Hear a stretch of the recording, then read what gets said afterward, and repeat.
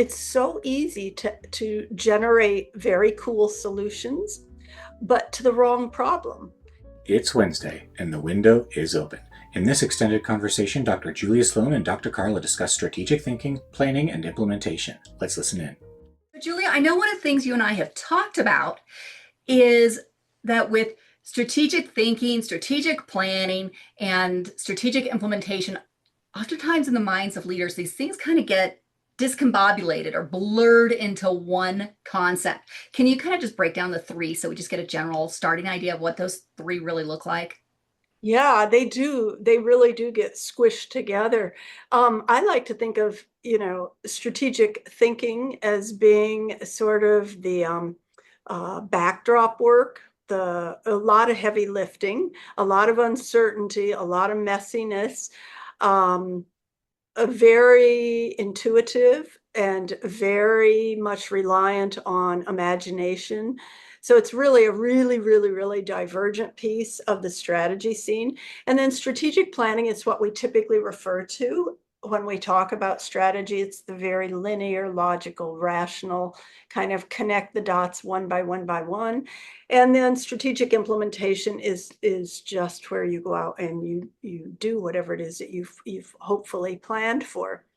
But they do get mushed together. And I think one of the things that led to my research was this concern that everybody was confused about what is strategy. And so I tried to tease it apart to say, what are the three elements of a strategy, and what's the type of thinking that underlies each one of them. And so that's really the unique piece, and the real contribution to the literature, I think, in terms of the strategy piece, is really teasing apart these three component parts of strategy and then saying what's kind of thinking is needed for each.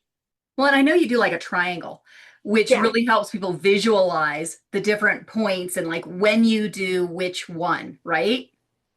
Yeah, and a lot of times it's really funny. A lot of times people turn that triangle model, they turn it into a cycle, and it's really not a cycle. They think, what do I do first? What do I do second? What do I do third? Um, and that's really not how it works. You really need to be, as a strategist, you really need to be um, very skillful and very adept at all three of them. And you also need to be the one to call the shots in terms of what the focus is, of strategy, because a lot of times people think, well, we'll just do all of them, but your brain really can't do all three of those at the same time. Your brain can only do one at a time. So that's why it's so important that people, I think, know what type of thinking supports each one of these dots and which dot is appropriate at which time, of a problem that you're experiencing. So Yeah. it's a lot of fun. It takes a while to explain it. It sounds very messy, and it is very messy until you actually get into it. And once people get into it, it's an awfully lot of fun. And I think it puts a very different perspective on problems. It does, and I think it allows people to prioritize whatever Yeah. their need is right now.